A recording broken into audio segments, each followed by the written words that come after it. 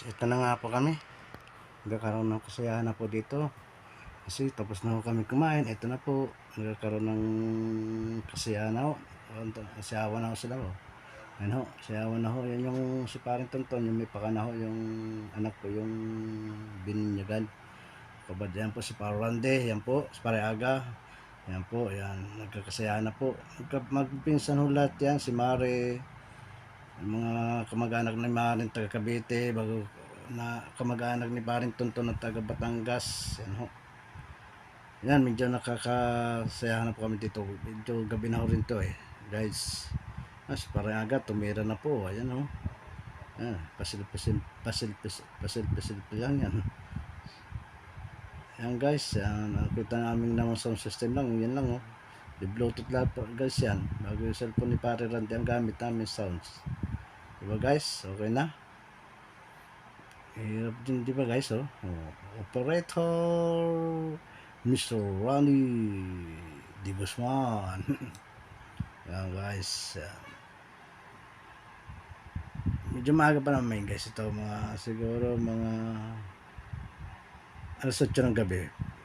Okay pa naman po guys. Huwag lang umabot ng alas 10 ng gabi guys. Kasi nakakain na sa kapitbahay guys. Ito po ay sa Olympus Phase 4. Yan, mga ano lahat po yan. Walang problema naman po dyan guys. Kasi mga kamag-anak lahat po yan. Wala po dyan iba. Kami lang po na iba dyan. Yan yung mga bata na yung mga magpipinsa, magpamangkin. Ayan, lahat yan po yan. Yung mga kabataan sa gilid na yun, magpipinsan yun. Magbayaw. Yan po. Kaya wala din pong problema dito. Kahit magkakasayawan yung si Paring Tonton na nakahubad na yan ang anak ay po yung bininyagan. Yan po. Si Pareaga humataw na rin. Naku, anong nangyari sa camera na? Nagkalitsi-litsi na guys ang camera ko. Ako guys ang nagka-camera niya guys nag-video. Kaya wala ako dyan. Yan, tumira na rin yung mga ano ni Mare Yan si Mare. Yan. Kumari ko lahat yan. Pareaga, Paring Randy, Paring Tonton. Yun yung ano po ni ano. Bayaw ni Paring Tonton. Yan tumira na po si Paring Tonton pre. Yan guys, tumira na po si Paring Tonton. Yun, sumayaw na po. Yan. Kita pa naman ninyo. Upo na naman, lasing na. Lasing na guys si Paring Tonton dyan guys lasing na. Lasing na si Paring Tonton dyan guys. Sige lang guys. Kasi yan lang po tayo dito guys. Yan si Barante pa-approve pa.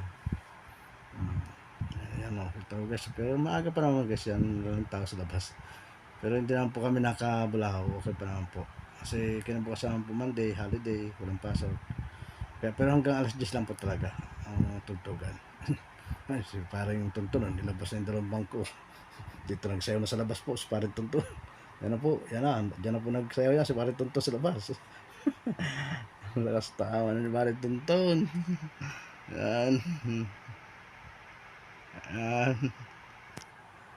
Nawala yung camera ko, nawala. Yeah. Ano pre? Kamusta? Ayos ka lang pre? Pinasok ulit ni Paring Tonton yung kalbang ko. Pre. Kasi may dadang motor, may dumaang motor na pala.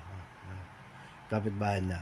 Tinanong ni Paring Tonton kung okay lang naman daw. Sabi sa kanya, walang problema wala namang pasok po tomorrow. Kasi holiday nga sa Lunes. Walang pasok.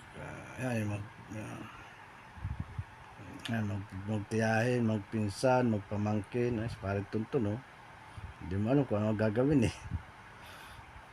nalaglag pa nga guys yung isang cellphone ko dyan buti hindi nabasag guys.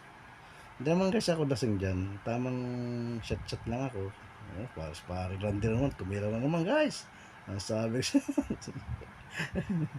Paring Tonton po talagang lasing na yun, may binanong ito pala yun. Pero alam ko yun talaga yan si Paring Randy Shoutout sa inyo lahat, mga lodi. Yan. Kasi lang po mga lodi to ha. Peace tayo.